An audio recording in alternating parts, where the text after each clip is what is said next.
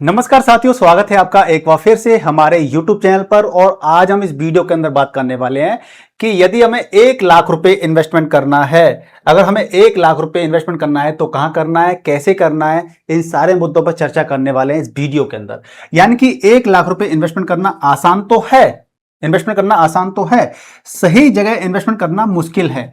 आप 1 लाख रुपए क्या 5 लाख रुपए इन्वेस्टमेंट कर दिए, इजी है, लेकिन सही जगह पे इन्वेस्टमेंट करना मुश्किल है। एक गलत फैसला लाखों रुपए का नुकसान भी करवा सकता है।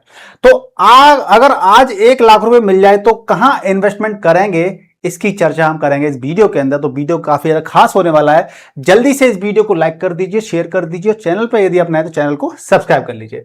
तो सबसे पहले हम बात करते हैं, गोल डिसाइड करना है हमें कि पैसा कहां इन्वेस्टमेंट करना है। गोल क्यों करना है, पैसा इन्वेस्टमेंट किसके लिए करना है।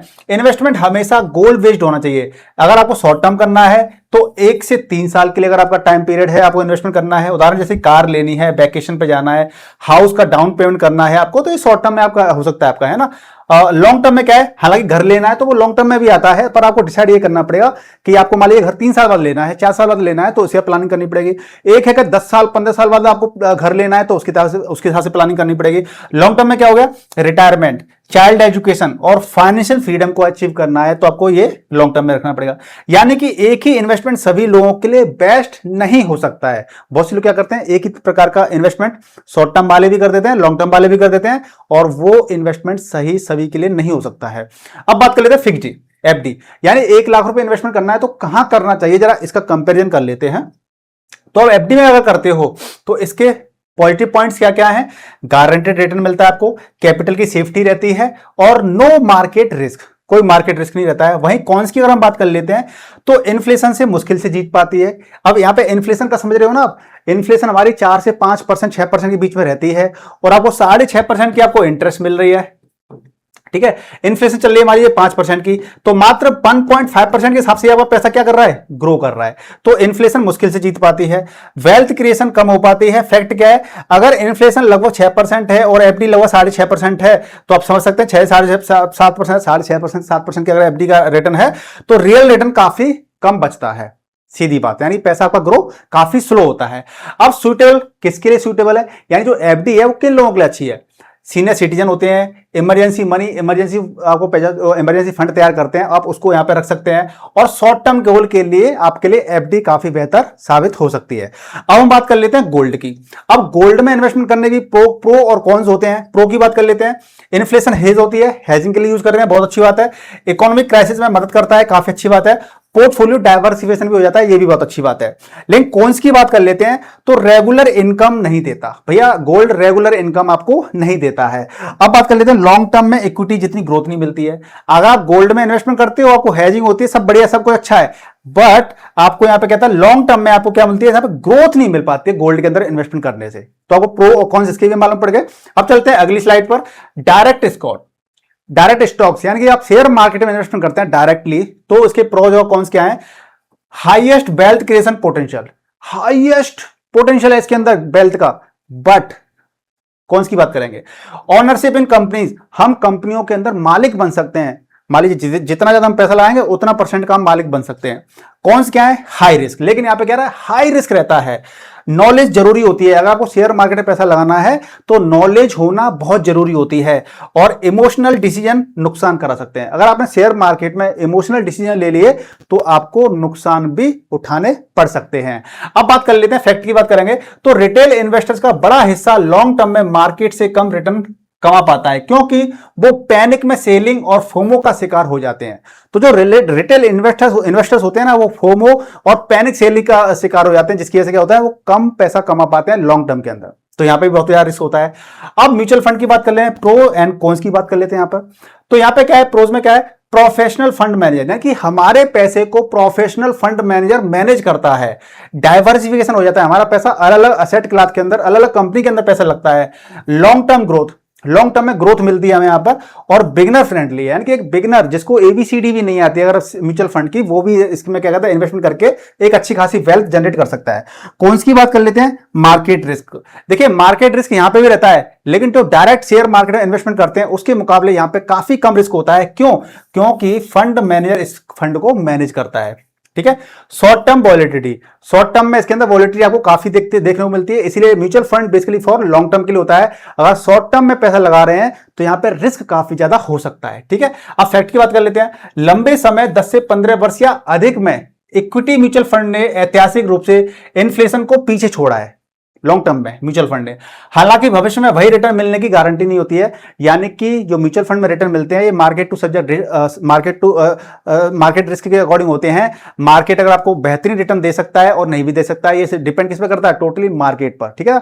तो भविष्य में कोई म्यूचुअल फंड पर्टिकुलर रिटर्न कितना देगा ये कहना उचित नहीं रहेगा, संभव नहीं पाएगा। हम प्रेडिक्शन कर सकते हैं कि हाँ इतना, अगर 10 साल से सही चल रहा है कोई फंड तो आगे भी 10 साल तक सही चल सकता है, राइट। अब लमसम कब करना चाहिए, जरा इसकी बात कर लेते हैं।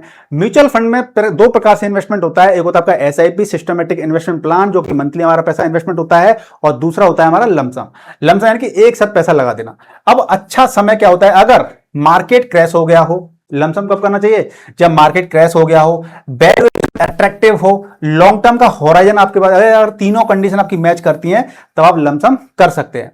कब सावधानी रखनी चाहिए, सावधानी कब रखनी चाहिए, अगर क्या क्या होना चाहिए, मार्केट बहुत एक्सपेंसिव लगे, मार्केट बहुत ज्यादा ऊंचा हो, एक्सपेंसिव आपको लगता है, और पूरा पैसा एक साथ लगाने में डर लगे, पूरा पैसा एक साथ लगाने में डर लगे, तो आपको भैया क्या करना है, बचना है। अब इसके अलावा ऑल्टरनेटिव क्या कर सकते हैं, जब लमसम करने की बात आती है और जब आपके पास ये तीनों कंडीशन अगर आपके पास मैच नहीं करती हैं, एक सेकेंड, अगर ये तीनों कंडीशन मैच नहीं करती हैं आपके लिए, तो आप ऑल्टरनेटिव क्या है, एसटीपी के जरिए भी आप क्या कर सकते हैं, इन्वेस्टमेंट कर सकते हैं। सिस्टमैटिक ट्रांसफर प्लान, इसमें मैंने ऑलरेडी एक डेडिकेटेड वीडियो बना दिया है, आप उस वीडियो को देखिएगा, मैं यहाँ पे आई कार्ड लगा दूंगा। तो उसके जरिए भी हम क्या कर सकते हैं, चाहे मार्केट हाई हो चाहे मार्केट लो हो, आप एसटीपी से प्रॉपर तरीके से आप इन्वेस्टमेंट कर सकते हैं।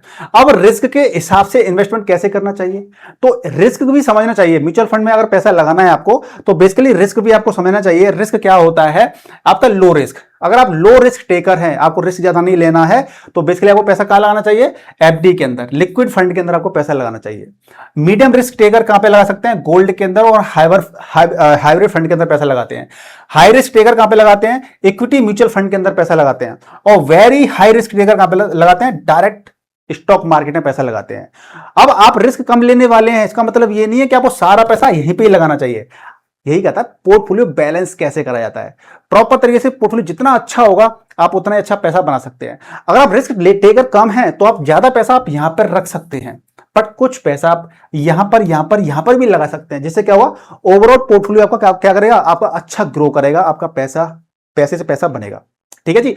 अब बात करते हैं, अगर मेरे पास अगर 1 लाख रुपए हैं तो मेरा एलोकेशन कैसे होगा, जरा इसको हम एग्जांपल लेके समझने का प्रयास कर लेते हैं।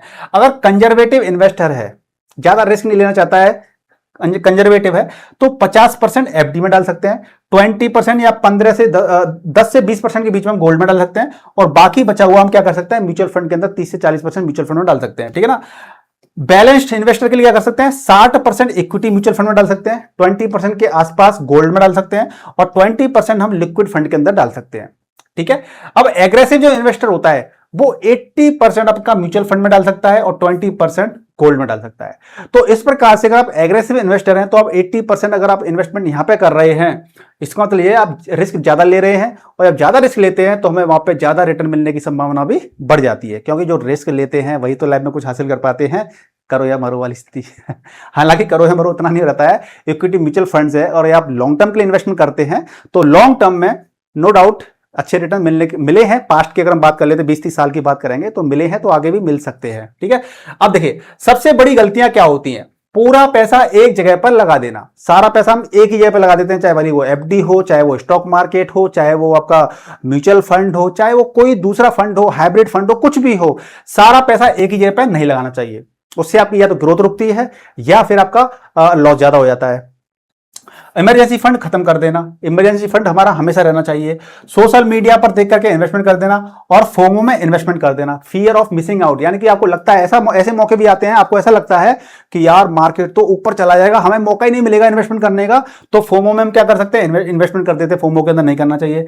बिना गोल के इन्वेस्टमेंट कर देना, हमारे पास कोई गोल नहीं है तो बिना गोल के बस इन्वेस्टमेंट कर दिया कि भैया मेरे दोस्त ने भी एसआईपी की है तो मैं भी एसआईपी कर देता हूं, या मेरे दोस्त ने म्यूचुअल फंड के अंदर इन्वेस्टमेंट स्टॉक में इन्वेस्टमेंट किया तो मैं भी कर देता हूं। ऐसे नहीं करना चाहिए। ऐसे करने से क्या होता है कि हमें नुकसान होने के चांसेस ज्यादा बढ़ जाते हैं। ठीक है ना। क्योंकि जितना प्रॉपर तरीके से हमारा गोल होता है ना, हम उसी प्रकार से उतना ही बेहतर तरीके से अपना चीजों को आइडेंटिफाई करके अच्छी कैटेगरी के अंदर हम पैसा इन्वेस्टमेंट कर सकते हैं। अब बात कर लेते हैं गोल्डन रूल्स की, यानी पहले गोल तय करिए कि हमें क्यों इन्वेस्टमेंट करना है, किसके लिए करना है, टाइम ओरिजिन यानी कितने समय के लिए इन्वेस्टमेंट करना है, अपने रिस्क कैपेसिटी को समझिए कि भैया हम कितना रिस्क ले सकते हैं, ये कैपेसिटी समझिए, और डाइवर्सिफिकेशन रखिए, यानी कि आपका पैसा एक ही एसेट क्लास के अंदर ना होकर के आपका पैसा अलग अलग एसेट क्लास में होना चाहिए, जिससे क्या होगा आपको लॉन्ग टर्म में एक अच्छी खासी वेल्थ मिल सकती है। और लॉन्ग टर्म की आपको सोच रखनी चाहिए, अगर ये रखते हैं तो आप बेहतर कंडीशन में आप रिटर्न हासिल कर सकते हैं। फाइनल कंक्लूजन की बात कर लेते हैं, अगर गोल है, सेफ्टी है, एफडी है, अगर आप गोल आपका है और आप सेफ्टी चाहते हैं, एफडी सेफ्टी चाहते हैं, तो आप एफडी कर दीजिए, ठीक है। पोर्टफोलियो स्टेबिलिटी आप चाहते हैं तो उसके लिए गोल्ड और लॉन्ग टर्म वेल्थ बना सकते हो, जिसकी लॉन्ग टर्म वेल्थ बनानी है तो म्यूचुअल फंड में कर दीजिए। और एक्सपीरियंस्ड होल्डर है कोई तो वो डायरेक्ट स्टॉक मार्केट में भी क्या कर सकता है, इन्वेस्टमेंट कर सकता है। तो साथियों, इस प्रकार से मैंने आपको बताया कि अगर 1 लाख रुपए इन्वेस्टमेंट करना है तो किस कैटेगरी के अंदर कहां पे कितना रेशियो आप रख सकते हैं, तो ये सारी चीजें आपको समझ में आ गई होगी। लेकिन फिर भी आपके मन के अंदर कोई डाउट है तो मुझे आप कमेंट करके पूछ सकते हैं। वीडियो को लाइक कीजिए, शेयर कीजिए, और चैनल पर यदि आप नए तो चैनल को सब्सक्राइब कर लीजिए। मिलते हैं नेक्स्ट वीडियो में, तब तक के लिए गुड बाय, टेक केयर, जय हिंद।